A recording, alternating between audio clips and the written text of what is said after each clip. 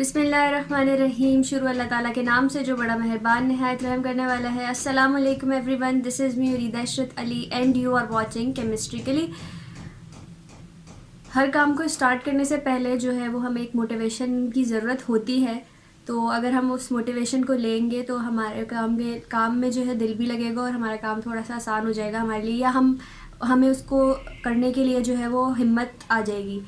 तो मैं अपनी वीडियो को स्टार्ट करने से पहले हमेशा एक मोटिवेशनल कोड जो है वो आप लोगों के लिए लगाती हूँ कि कोई पढ़ के जो है वो उसको, क्योंकि वो कोड जो है वो किसी आम की तो सेइंग होते नहीं है। डेफिनेटली कुछ लोगों ने दुनिया में कुछ ऐसा किया है जिनकी बात जो है वो होती है।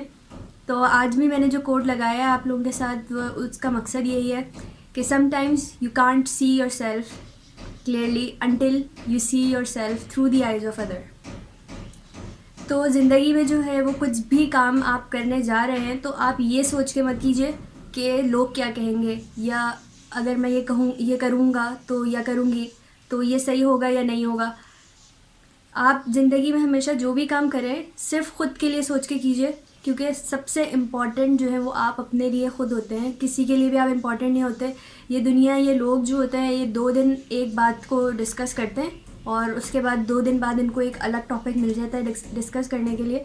तो हमें जो है ना ये बिल्कुल नहीं सोचना चाहिए कि हमारे बारे में लोग क्या कहेंगे। हो सकता है कि हम उनकी टॉपिक 2 दिन जो है वो टॉपिक बने उनकी बातों के लिए, लेकिन तीसरे दिन जो है वो उनके पास डेफिनेटली कोई अलग टॉपिक होगा।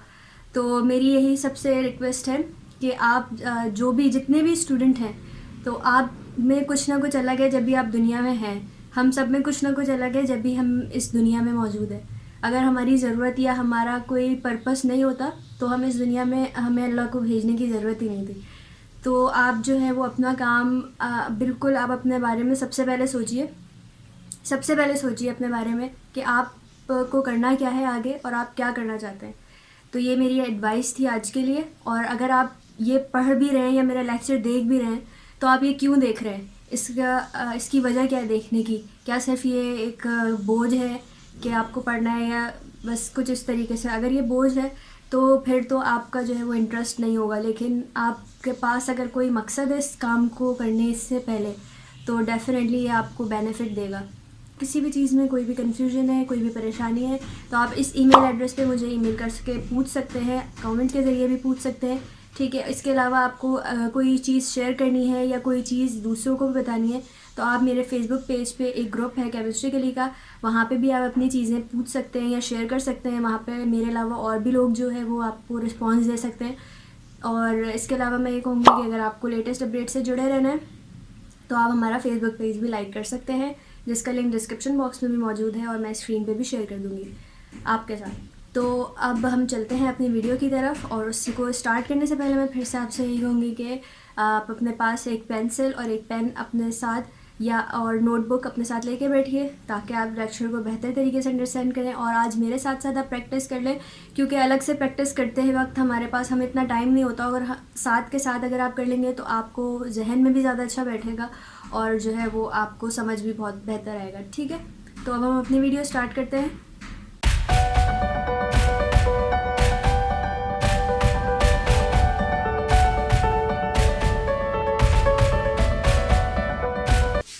अच्छा, तो अगर हम यहाँ पे देखें इथीन की बात करें तो सबसे पहले मैंने अल्कीन का भी सबसे बेसिक ले लिया, इथीन, ठीक है। इथीन को अगर हमें बॉन्ड लाइन नोटेशन में शो करना होगा तो हम किस तरीके से शो करवाएंगे, हम इथेन को सिंगल लाइन से शो करवाते थे, ठीक है। तो इथीन में हम सिर्फ क्या करेंगे, डबल बॉन्ड इस तरीके से लगा देंगे। तो इसका मतलब हो जाएगा कि ये हमारे पास क्या है, इथीन है। कॉर्नर्स पे इसके जो है वो सीसी हैं, तो ये हमारे पास क्या हो गया, इथीन। तो इथीन को हम सिर्फ और सिर्फ डबल बॉन्ड से भी शो कर सकते हैं बॉन्ड लाइन नोटेशन की कंडीशन में, ठीक है। अब हम बात करते हैं अगर इथीन का इसी तरीके से रखिए स्ट्रक्चर को और हम यहाँ पे लगा दें प्रोपीन बना दें अगर, ठीक है। अगर हम यहाँ पे प्रोपीन बना दें तो अब हमारे पास जो है इसकी नोटेशन किस तरीके से होगी। तो प्रोपीन के लिए हमें सबसे पहले पता है 3 कार्बन है, तो हमने ये क्या किया कि हमने 3 कार्बन ड्रॉ कर दिए। अब हमें ये देखना है कि हमारे पास डबल बॉन्ड कहाँ पे लगा हुआ है, किस कार्बन के साथ। तो अब भी देखें आप 1 2 3, तो ये फर्स्ट कार्बन पे ही डबल बॉन्ड है, तो हमने जो है डबल बॉन्ड यहाँ पे लगा दिया। अच्छा, अब ऊपर लगाएं या नीचे लगाएं, दोनों से कोई फर्क नहीं पड़ता, ठीक है। कहीं पे भी लगा सकते हैं डबल बॉन्ड को, लेकिन हमारे पास पोजीशन कार्बन की सही होनी चाहिए। फर्स्ट और सेकंड पोजीशन के दरमियान था डबल बॉन्ड, तो हमने फर्स्ट और सेकंड पोजीशन पे ही लगाना है, यहाँ नहीं लगा देना है, ठीक है। जो जैसा ये है हमने बिल्कुल वैसे ही ड्रॉ करना है। इसको हम इस तरीके से ऐसे भी कर सकते थे ड्रॉ, उल्टा, ठीक है, उल्टी पहाड़ी। तो हम इसमें भी जो है वो 1 2 के दरमियान ही डबल बॉन्ड लगाते इस तरीके से, ठीक है। अच्छा, ये तो हो गई बात इथीन की और हमारे पास प्रोपीन की। अब हम चलते हैं इसी तरीके से डिफरेंट उसमें चलते हैं। अगर हम बात करने चलें, एक और हम कार्बन बढ़ा लेते हैं और हम यहाँ पे लगा लेते हैं डबल बॉन्ड। तो ये हमारे पास क्या हो गया, ब्यूटीन, ये ब्यूटीन हो गया, ठीक है, ये ब्यूटीन हो गया। ब्यूटीन में अब हमें क्या करना है, नंबरिंग करते हैं। अगर हम 1 2 3 4, क्योंकि दोनों तरफ से करेंगे तो हमारे पास सेकंड पोजीशन पे ही डबल बॉन्ड आएगा। तो यहाँ पे हमारे पास सेकंड और थर्ड पोजीशन के दरमियान डबल बॉन्ड आ रहा है। अब हम जब ब्यूटीन का बनाएंगे 1 2 3 4, ठीक है, 4 हमने बना ली बॉन्ड लाइन नोटेशन में, लेकिन अब हमें यहाँ नहीं लगाना है डबल बॉन्ड, क्योंकि 1 और ये तो फिर गलत हो जाएगा, 1 और 2 के दरमियान आ जाएगा। हमें यहाँ बॉन्ड लगाना है जहाँ पे ये जो 2 और 3 के दरमियान आ रहा है, तो हमने 2 और 3 के दरमियान ही डबल बॉन्ड को लगाना है इस तरीके से, ठीक है। तो ये हम आपके पास हो गया ब्यूटीन बॉन्ड लाइन नोटेशन में इस तरह से। अब हम चलते हैं, अब हम बात कर लेते हैं इथाइन के लिए, ठीक है। अच्छा जी, तो इथाइन में क्या होता है, हम इथाइन को किस तरीके से शो करते हैं। इथाइन में एक चीज़ न्यू आएगी, तो इस वजह से मैं अब आपको बता रही हूँ कि इसमें भी क्या होगा, हम इथेन को शो करते थे सिंगल लाइन से, ठीक है। फिर हमने इथीन को देखा, इथीन को हमने डबल बॉन्ड से शो किया। इथाइन के लिए अब हम सबको पता है कि अल्काइन में क्या होता है, ट्रिपल बॉन्ड आ जाता है, तो ट्रिपल बॉन्ड को हम जो है वो 3 लाइन से इस तरीके से शो करेंगे। तो ये हमारे पास अगर खाली ये भी लिखा हुआ होगा तो इसका मतलब भी इथाइन होगा, ठीक है, इथाइन होगा, 2 कार्बन आगे पीछे होंगे इसके। अच्छा, अब हम इथाइन में अगर चलते हैं थोड़े बड़े स्ट्रक्चर की तरफ, ठीक है, 4 कार्बन पे ले लेते हैं हम। अब हमारे पास क्या होगा कि इस चीज़ में अगर हमारे पास फॉर सपोज फर्स्ट कार्बन पे हमारे पास डबल बॉन्ड है, ठीक है, तो फर्स्ट कार्बन पे हमारे पास डबल बॉन्ड है। तो अब हम इसका अगर बॉन्ड लाइन नोटेशन ड्रॉ करें तो आप लोग सोच रहे होंगे कि 4 की तो हम इस तरीके से 1 2 3 4 4 को हम ड्रॉ कर लेते हैं और फर्स्ट पोजीशन पे हमारे पास ट्रिपल बॉन्ड है तो हम इस तरीके से अटैच कर लेते हैं, ये बॉन्ड लाइन नोटेशन होगी। लेकिन ऐसा अनफॉर्चुनेटली बिल्कुल भी नहीं होता और ये आपका गलत हो जाएगा बॉन्ड लाइन नोटेशन में। ऐसा क्यों गलत हुआ, क्योंकि हमारे पास क्या होता है कि जो हमारे पास इथीन होता है ना, इथीन में हमारे पास क्या होता है, कार्बन जो होते हैं वो sp हाइब्रिडाइज होते हैं। अगर आप लोग फर्स्ट ईयर में ये पढ़कर आए होंगे कि जो हमारे पास सिंगल बॉन्ड कार्बन होते हैं, यानी कि जैसे CH4 है, तो ये हमारे पास sp3 हाइब्रिडाइज होता था। sp3 हाइब्रिडाइज का स्ट्रक्चर तो हमारे पास क्या होता था, 107 या 109 का एंगल होता था, ठीक है, टेट्राहीड्रल होता था, ठीक है। लेकिन फिर अगर हम देखें हमारे पास जो डबल बॉन्ड जब प्रेजेंट हो जाता था तो हमारे पास क्या होता था कि हमारे पास कार्बन क्या होते थे, sp2 हाइब्रिडाइज होते थे, जिसमें हमारे पास ट्राइगोनल ज्योमेट्री बनती थी, ठीक है। अब हम बात कर रहे हैं ट्रिपल बॉन्ड की, ठीक है। ट्रिपल बॉन्ड हमारे पास क्या होता है, ये कि वो लीनियर ज्योमेट्री देता है 180 डिग्री, ठीक है, वो 180 देता है और लीनियर ज्योमेट्री देता है। तो इसी वजह से हमारे पास ये वाली जब हम इथाइन की जो है वो बॉन्ड लाइन नोटेशन करते हैं वो कभी भी बैंड स्ट्रक्चर में नहीं होगी, ठीक है, वो कभी भी बैंड स्ट्रक्चर में नहीं होगी, वो हमेशा हमारे पास लीनियर में होगी। और लीनियर में किस तरीके से होगी ये मैं अब आपको शो करती हूँ।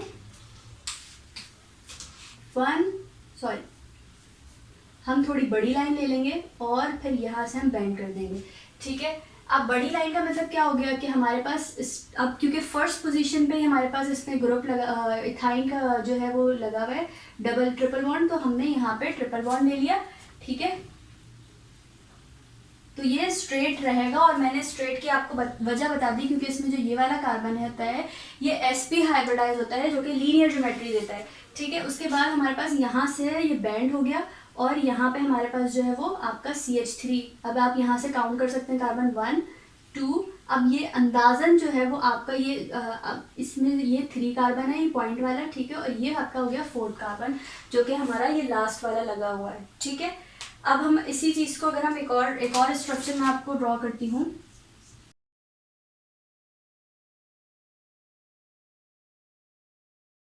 ठीक है। इस स्ट्रक्चर को अब हम ड्रॉ करें अगर बॉन्ड लाइन नोटेशन में, तो हम किस तरीके से करेंगे। तो इसके लिए भी हमारे पास सेम ये जो है लाइन हमने एक लंबी ड्रॉ की। अब हमारे पास फर्स्ट पोजीशन पे ही ट्रिपल बॉन्ड था, तो हमने यहाँ पे फर्स्ट पोजीशन पे ही लिख दिया। फिर हमारे पास क्या हुआ कि सेकंड पोजीशन पे जो हमारे पास कार्बन है यहाँ पे, तो इसके जो जो अगर हम यहाँ पे नंबरिंग देखें तो 1 2 3 एंड 4, ठीक है। तो अब हमने क्या करना है 1 और 2, क्योंकि हम डबल बॉन्ड को प्रेफरेंस देते हैं, ठीक है, तो डबल बॉन्ड की तरफ से नंबरिंग होगी 1 2 3 4। तो हमने क्या किया 1 और 2 के दरमियान हमारे पास डबल बॉन्ड है, तो हमने यहाँ पे डबल बॉन्ड लगा दिया। अब हमारे पास जो कार्बन है वो यहाँ से 1 2, अब हम यहाँ से ये वाला कार्बन होगा इसको 3 एंड ये 4, ठीक है। यहाँ पे हमारे पास 4 होगा, लेकिन हम जो है वो इसको इस तरीके से शो करेंगे। तो मुझे सिर्फ आपको ये चीज़ बतानी कि जब भी हमारे पास इथाइन होगा, तो इथाइन के लिए हम जो है वो कोई भी जिगजैग लाइन नहीं यूज़ करेंगे। इथाइन के लिए हमारे पास स्ट्रेट लाइन यूज़ होती है, और स्ट्रेट लाइन पे हम ट्रिपल बॉन्ड को शो करते हैं, ठीक है। अब इसको बताने का मकसद ये था क्योंकि अब जो हमारा नेक्स्ट टॉपिक है नेमिंग ऑफ साइक्लोअल्केन्स, तो हम उसके अंदर यूज़ करने वाले हैं ये नोटेशंस, और इन नोटेशन से हम नेमिंग करेंगे कि हम किस तरीके से नेमिंग करते हैं। ओके, तो आज का हमारा लास्ट टॉपिक है नेमिंग ऑफ साइक्लोअल्केन्स।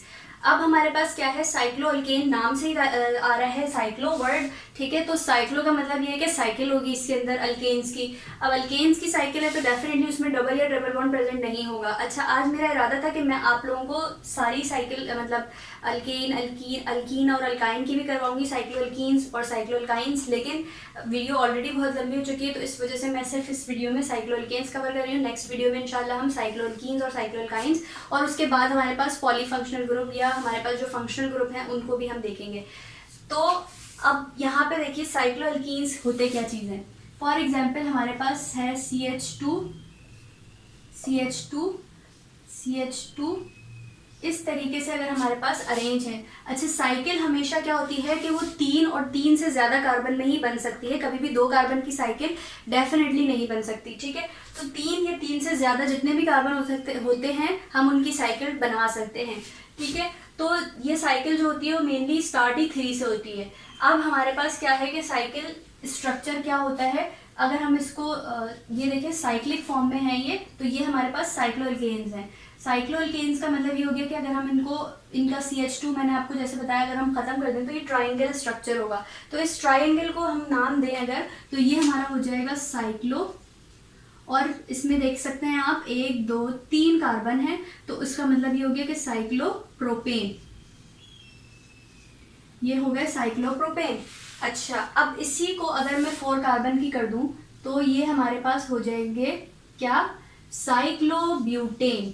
लेकिन मसला इतना आसान नहीं है, ठीक है, साइक्लोब्यूटेन। इसी तरह अगर मैं 5 कार्बन की रिंग कर दूं, बॉन्ड लाइन नोटेशन यही थी। मैं आप लोगों को अब इसमें भी बता दूं कि हम किस तरीके से यहाँ से देख सकते हैं 1 2 3 4, ये हमारे पास 4 कार्बन की चेन बन रही है, 1 2 3, ये हमारे पास 3 कार्बन की नंबरिंग हम इस वक्त कहीं से भी कर सकते हैं, क्योंकि ये चारों तरफ से जो है वो कोई भी इसमें ना सब्स्टिट्यूएंट है ना कुछ है, तो सेम है, इस वजह से हम कहीं से भी नंबरिंग कर सकते हैं, जैसे 1 2 3 4 एंड 5, ठीक है। तो ये हमारे पास क्या हो जाएगा, साइक्लोपेंटेन। और इसी तरीके से हमारे पास लास्ट है, लास्ट तो नहीं कहूँगी मैं क्योंकि मैं अभी आप लोगों को सिर्फ लास्ट एग्जाम्पल ये दे रही हूँ, लेकिन ये हमारे पास रिंग जो होते हैं वो हेप्टेन के भी बन सकते हैं और ऑक्टेन की भी बन सकती है, ठीक है। डिकेन तक हमारे पास रिंग स्ट्रक्चर या साइक्लिक फॉर्म आ सकती हैं।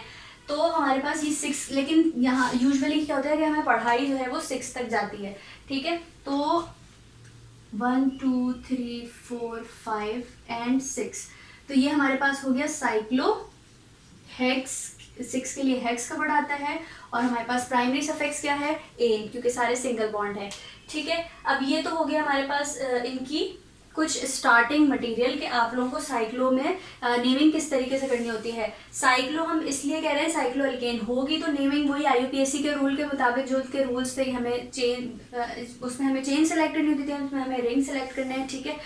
तो इसमें क्या होता है कि हमें नेमिंग बिल्कुल इसी तरीके से करनी है, लेकिन हम क्या करते हैं रूट वर्ड से पहले हम साइक्लो का लफ्ज ऐड कर देते हैं इसमें साइक्लोअल्केन की नेमिंग में, ठीक है। तो अब हम इनकी कुछ एग्जाम्पल करते हैं और एग्जाम्पल के साथ साथ मैं आप लोगों को कुछ रूल्स भी उसी के साथ साथ लिखवाती रहूँगी और आप लोगों की प्रैक्टिस भी होगी। ओके, साइक्लोएल्केन के अंदर जो सबसे नंबर 1 रूल है हमारे पास, सबसे पहला रूल हमारे पास क्या है कि no number is needed for a single substituent on a ring.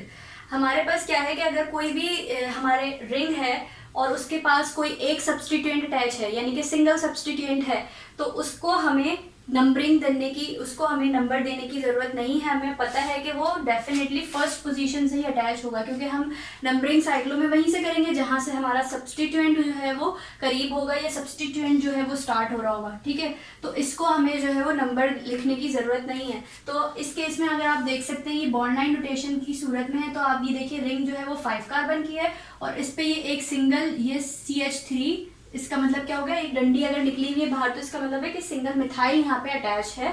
ठीक है, तो इसको हम नेमिंग करते वक्त क्या लिखेंगे कि हम डेफिनेटली प्रीफिक्स का नेम, जैसे हम अल्कीन या अल्काइन या अल्कीन की नेमिंग करते थे उसके अंदर हम लिखते थे, तो इसमें भी हम पहले सब प्रीफिक्स लिखेंगे। और प्रीफिक्स क्या होता है, सब्सटीट्यूएंट होता है हमारा, तो 1 मिथाइल और हम क्या लिखा, ये किसकी कितनी चेन कितनी की वो है ये रिंग, तो ये 5 कार्बन की, हम लिख देंगे साइक्लोपेंटेन। अच्छा, अब यहाँ पे जो इम्पोर्टेंट बात है वो ये है कि मैंने यहाँ पे लिखा है 1 मिथाइल। अब मैं यही बताना चाह रही हूँ नंबर 1 रूल में कि हमारे पास इस चीज़ में ज़रूरत नहीं है कि हम यहाँ पे पोजीशन मेंशन करें इन केस जब हमारे पास ओनली वन सब्सटीट्यूएंट अटैच है इस पर। ठीक है, तो यहाँ पे हमें 1 लिखने की ज़रूरत नहीं है। तो यहाँ पे मैं यहाँ पे खाली लिख सकती थी कि मिथाइल साइक्लोपेंटेन है ये। ठीक है, लेकिन अगर हम 1 लिख भी देंगे तो इससे इतना कोई इशू नहीं है, हमारा आंसर गलत नहीं होगा। ठीक है, लेकिन ये एक रूल था इसका, तो मैंने आप लोगों को लिखवा दिया। अब यहाँ पे हमारे पास सेकंड वाले अगर एग्जाम्पल देखें हम, तो सेकंड वाले एग्जाम्पल में हमारे पास जो सब्सटीट्यूएंट है वो है इथाइल। ठीक है, जो सब्सटीट्यूएंट है ये हमारे पास क्या है, इथाइल है, और यहाँ पे क्या था, मिथाइल था। तो यहाँ पे भी हमें नेम देने की कोई ज़रूरत नहीं है, हम डायरेक्टली यहाँ पे ये लिख सकते हैं कि ये क्या हो जाएगा, पहले जैसे हम लिखते थे इथाइल का नाम लिखेंगे और फिर हम लिखेंगे कि हमारे पास रिंग क्या है, साइक्लोहेक्सेन। ठीक है, तो ये हमारे पास हो गया इथाइल साइक्लोहेक्सेन। अब इथाइल के लिए भी अगर हम 1 लिखना चाहें तो इतना कोई इसमें वो इशू नहीं है, 1 लिख भी सकते हैं हम, लेकिन नहीं भी लिखें तो भी हमारा आंसर बिल्कुल ठीक है। ठीक है, तो ये क्या था हमारे पास, 1 इथाइल साइक्लोहेक्सेन। अब हम नेक्स्ट रूल पढ़ेंगे और नेक्स्ट स्ट्रक्चर देखते हैं क्या आते हैं हमारे पास।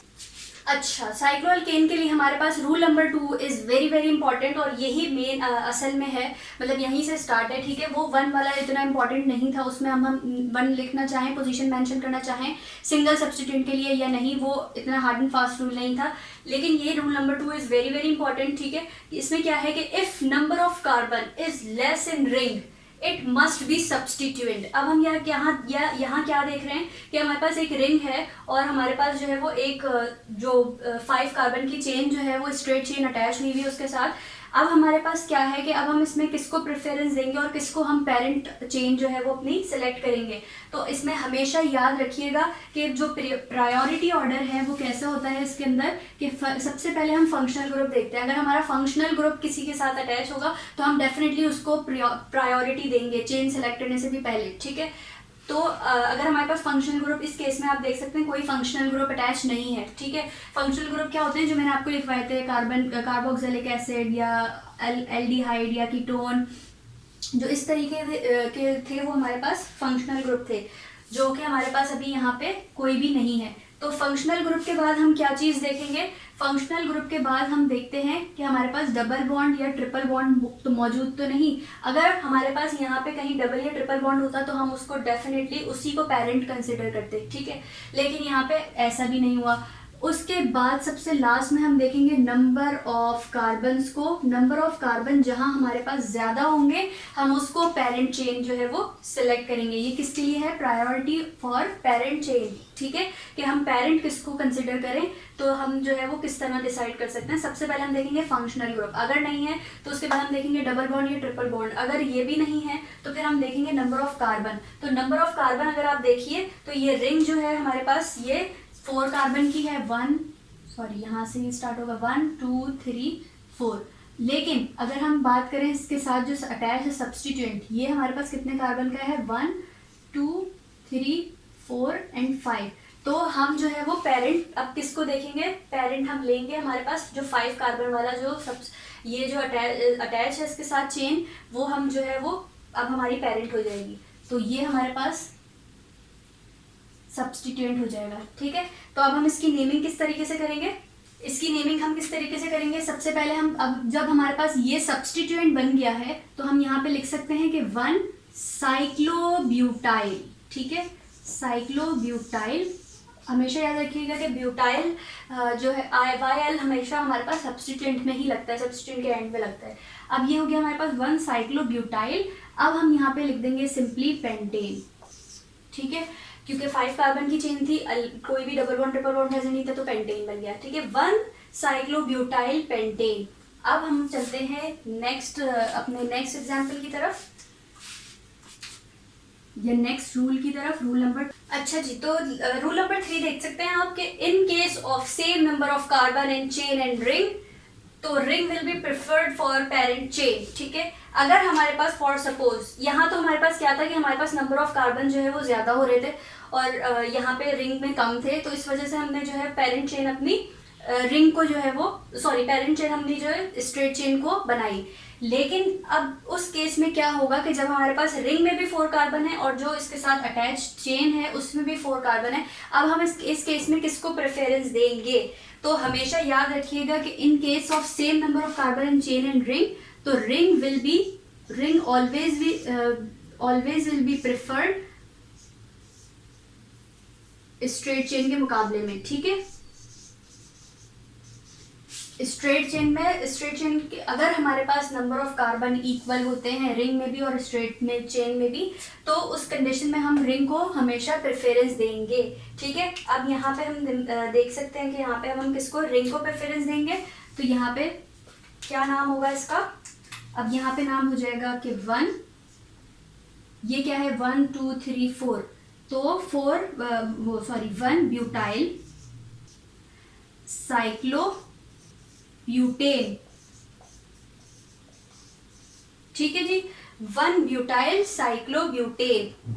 अच्छा, तो ये बात आप लोगों को आई होप समझ आ गई होगी दोनों चीज़ों में फ़र्क, कि जब हमारे पास नंबर ऑफ कार्बन ज़्यादा होंगे जहाँ पे, तो उस केस में फिर हम देखेंगे कि जिस चीज़ में भी ज़्यादा होंगे हम उनको प्रेफरेंस देंगे, लेकिन अगर हमारे पास सेम हो जाते हैं नंबर ऑफ कार्बन, ठीक है, रिंग के भी और स्ट्रेट चेन के भी, तो उस कंडीशन में हम जो है रिंग को हमेशा पेरेंट अपना बनाएंगे। ठीक है, पेरेंट चेन हम रिंग को बनाएंगे और हम स्ट्रेट चेन को सब्स्टिट्यूएंट ही कंसिडर करेंगे, और हम इस तरीके से इसकी 1 ब्यूटाइल साइक्लोब्यूटेन नेमिंग कर दी हमने। ठीक है, अब हम कुछ और स्ट्रक्चर्स देखते हैं और उन पे प्रैक्टिस करते हैं। ओके, एक लास्ट रूल और है इसका। ठीक है, रूल नंबर 4, और वो क्या है कि if substituents belongs to same family then assign the numbers in order to get lowest sum. अब इसका मतलब क्या है, मैंने आपके सामने 2 सेम स्ट्रक्चर बनाए हैं। ठीक है, अब मैं आप लोगों को ये बता रही हूँ कि हमारे पास अगर 2 से ज़्यादा सब्स्टिट्यूएंट अटैच होंगे किसी भी मतलब कि साइक्लोअल्केन में किसी भी चीज़ में, ठीक है, तो उस केस में हम क्या करेंगे, हम उनको इस तरीके से नंबरिंग करेंगे कि हमारे पास लोएस्ट सम हमें मिले। फॉर सपोज अगर आप मेरी जगह होते, ठीक है, तो आप इस स्ट्रक्चर को किस तरीके से नेमिंग करते हैं, आप सोचते कि यहाँ पे तो इथाइल लगा हुआ है, ठीक है, तो इथाइल जो है वो अल्फ़ाबेटिकली पहले आता है, तो आप सोचते कि आप इसको पहला नंबर दे दें, और जो है यहाँ पे आप इसको 2 नंबर दे देते, ये 2 मिथाइल लगे हुए हैं। ठीक है, तो इस केस में हमारे पास पोजीशंस क्या हो जाती, 1, 2, 2। ठीक है, अब ये तो हो जाती। अगर हम इनको सम करें, इस पूरी उसको पोजीशंस को इनकी, तो हमारे पास क्या आता आंसर, हमारे पास आता 5। ठीक है, और फॉर एग्जाम्पल अब मैं आप कहती हूँ कि आप इसको 1 दें और इसको 2 पोजीशन दें। ठीक है, अब इस केस में आप अगर सम करें तो सम कैसे होगा, 1 पे 2 मिथाइल लगे हुए, तो हमने लिखा 1, और हमने लिख दिया 2। ठीक है, अब इसको अगर हम सम करें, अगर हम इनको ऐड करें तो हमारे पास क्या आ जाएगा, आंसर आ जाएगा 4। तो लोएस्ट सम आपके पास कैसे आ रहा है, ठीक है, लोएस्ट सम आपके पास आ रहा है 4, और यहाँ पे क्या आ रहा है, अगर हम इथाइल को 1 नेमिंग करें और इस पे 2 नेमिंग करें, तो यहाँ पे क्या आ रहा है, 5 आ रहा है। तो ये हम उस कंडीशन में करते हैं जब हमारे पास 2 सब्स्टिट्यूएंट या 2 से ज़्यादा सब्स्टिट्यूएंट जो है वो सेम फैमिली से बिलोंग कर रहे हो। सेम फैमिली के हैं ना, ये अल्काइल फैमिली के हैं, मिथाइल है और इथाइल है, तो ये दोनों अल्काइल फैमिली के हैं। ठीक है, और यहाँ पे क्या है, तो हम उस केस में हम इस तरीके से नंबरिंग करेंगे कि हमारे पास जो सब्स्टिट्यूएंट का जो सम है, ये नंबरिंग का जो सम है वो हमारे पास लेस आना चाहिए, लोएस्ट आना चाहिए। तो 4 जो है वो लोएस्ट है, तो हमें पता चल गया इसके सम से कि हम डेफिनेटली 1 को जो है 1 जो है वो मिथाइल को ही देंगे और 2 हम इथाइल को देंगे।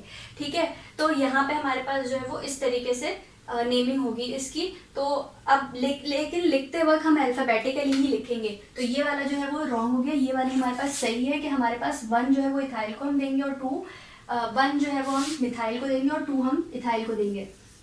लेकिन लिखते वक्त हम अल्फ़ाबेटिकली ही लिखेंगे। नंबरिंग की बात मैं बता रही हूँ आपको कि नंबरिंग हम इस तरीके से करेंगे। लिखते वक्त हम 2 ethyl dash 1,1 dash dimethyl and cyclohexane.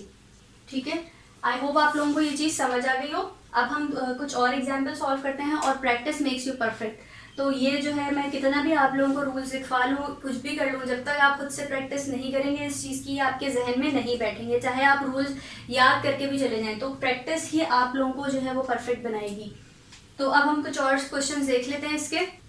अच्छा, तो मैंने कुछ मजीद एग्जाम्पल निकाली हैं आप लोगों के लिए, तो यहाँ पे हम इनको सॉल्व कर लेते हैं। उसके बाद मैं कुछ और एग्जाम्पल दूंगी और वो आपका होमवर्क होगा। ठीक है, तो यहाँ पे देखिए कि ये स्ट्रक्चर है हमारे पास। इसके अंदर भी डेफिनेटली हमें पता है कि पेरेंट चेन हम इसी को लेंगे क्योंकि ज़्यादा कार्बन इसमें है, 6 कार्बन का रही है ये। ठीक है, तो बाहर जो है वो इसमें लगा हुआ है। अब इसमें बताइए कि आप नंबरिंग कहाँ से करेंगे।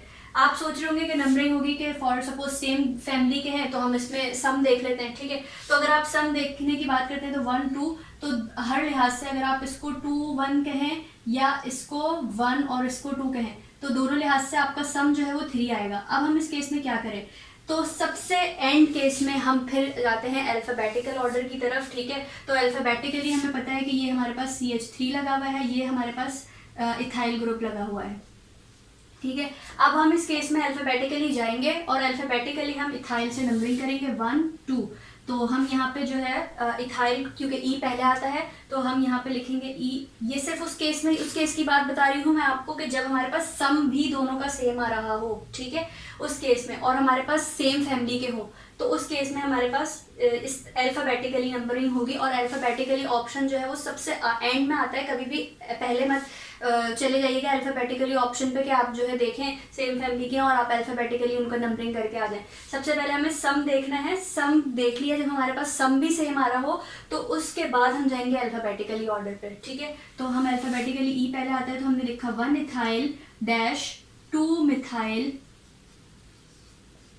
साइक्लोहेक्सेन। ठीक है जी, ये हो गया इसका नाम। अब हम चलते हैं इस वाले पे। अब इसकी आई होप आप लोग खुद से नेमिंग करें तो बहुत अच्छा लगेगा मुझे, लेकिन मैं आप लोगों को यहाँ पे फिर भी करके बताती हूँ। अब आप सोच रहे होंगे कि यहाँ पे ब्रोमो, हम दोबारा से जो है वो ब्रोमो है, तो यहाँ पे हम चलते हैं ना अल्फ़ाबेटिकली 1 2 3 4, सॉरी 1 2 3 लीस्ट नंबर देना होता है ना, लेकिन ऐसा बिल्कुल नहीं होगा। यहाँ पे अल्फ़ाबेटिकली हम बिल्कुल नहीं जाएंगे। हम यहाँ पे भी हम पहले अपना सम वाला चेक करेंगे नेम। ठीक है, तो सम वाला नेम कैसे चेक करेंगे, हम इसको, अगर हम इसको दें 1 2 3 4, तो आप देखिए कि पोजीशन क्या क्या आएंगी, 1 आएगी, 3 आएगी और क्या आएगी, 4 आएगी। अगर हम इनको ऐड कर लें तो हमारे पास सम आ जाएगा कितना, 8। ठीक है, लेकिन अगर हम नंबरिंग यहाँ से करें 1 2 3 4, सॉरी इस तरीके से नहीं, इस तरीके से करें 1 2 3 4, तो आप पोजीशंस देखें कौन कौन सी आएंगी। 1 पे आएगी पोजीशन, 2 पे आएगी और 4 पे आएगी। अब अगर इसका सम करें तो हमारे पास क्या बनेगा, हमारे पास आएगा 4 3 7। ठीक है, हमारे पास आ जाएगा 7। अब हमारे पास हमें कौन सा लोएस्ट सम देखना है, तो हम जो है वो डेफिनेटली नंबरिंग कहाँ से करेंगे, आइडो की तरफ से करेंगे। तो इससे हमारा जो है वो क्या आ रहा है, लोएस्ट सम आ रहा है, तो हम जो है वो नंबरिंग यहाँ से स्टार्ट कर लेंगे। ठीक है, और हम क्या इसको फिर, अब हम इसको पोजीशन जो है वो, अब जब हम लिखेंगे तो हम जो है अल्फ़ाबेटिकली लिखेंगे, यानी कि बी पहले आता है तो 4 bromo dash 2 chloro dash 4 1 iodo और फिर हमारे पास आ जाएगा, कितने गिरेंगे ये, साइक्लोहेक्सेन। ठीक है, इस तरीके से हो गया। अब यहाँ पे हमारे पास एक और है, और ये आपके पास जो है वो कॉम्प्लेक्स सब्स्टिट्यूएंट की एग्जांपल है। कॉम्प्लेक्स सब्स्टिट्यूएंट के एग्जांपल में क्या होता है हमारे पास कि यहाँ पे जो कॉम्प्लेक्स सब्स्टिट्यूएंट है उसकी एग्जांपल कैसे होगी कि सबसे पहले हमें पेरेंट देखना है। पेरेंट तो हमने सेलेक्ट कर ली, ठीक है, क्योंकि ये रिंग भी छोटी है, ये भी हमारे पास सबसे ज़्यादा कार्बन इसी में है, तो हमने जो है वो पेरेंट चेन इसको सेलेक्ट कर लिया। अब लेकिन ये हमारे पास पूरा जो है ये चीज़ क्या है, सब्स्टिट्यूएंट बन गई। जब ये सब्स्टिट्यूएंट बन गई तो आप देख सकते हैं कि यहाँ पे ये जो है वो डायरेक्ट कार्बन जो है इसको हम 1 नंबर असाइन कर देंगे, ठीक है। इसके साथ एक रिंग अटैच है, वो इसका सब्स्टिट्यूएंट होगा। तो मैंने आपको बताया था कि 1, अब इसकी पोजीशन भी 1 है, ठीक है, तो 1 लिखा हमने, फिर ब्रैकेट ऑन कर लेंगे हम इसका, और हम यहाँ पे क्या लिखेंगे, इसका सब्स्टिट्यूएंट का भी जो सब्स्टिट्यूएंट है, यानी कि साइक्लो 1 साइक्लो और प्रोपाइल, और यहाँ जो है वो CH2 एक ही है, तो हम लिखेंगे मिथाइल, ठीक है, 1 साइक्लो प्रोपाइल मिथाइल, और ब्रैकेट क्लोज करने के बाद हम लिख देंगे साइक्लो हेक्सेन, ठीक है, साइक्लोहेक्सेन। तो यहाँ पे हमने जो है वो इस तरीके से नेमिंग कर दी इसकी, और ये हमारे पास जो है मैंने आप लोगों को सारी तरीके की जितनी भी साइक्लो अल्केन के कंपाउंड में नेमिंग हो सकती थी, मैंने वो तमाम कवर की है जी। तो मैं कुछ एग्जांपल क्वेश्चन जो है इसके बाद आप लोगों को दूंगी, आप उनकी ज़रूर प्रैक्टिस कीजिएगा, अपने आंसर ज़रूर मैच कर लीजिएगा, मैं यहाँ पे अटैच भी कर दूँगी। और जब तक के लिए अपना बहुत ख्याल रखिए, दुआ में मुझे बहुत याद रखिए। आई होप आप लोग, अगर आपको ये वीडियो पसंद आई है तो आप इसको लाइक सब्सक्राइब ज़रूर कर सकते हैं चैनल को, और अपने दोस्तों तक ज़रूर शेयर कीजिए जो केमिस्ट्री ट्यूशन अफोर्ड नहीं कर सकते। उसके बाद मैं आप लोगों से नेक्स्ट लेक्चर में मिलूँगी, तो अपना बहुत ख्याल रखिएगा। टिल देन, अल्लाह हाफिज़।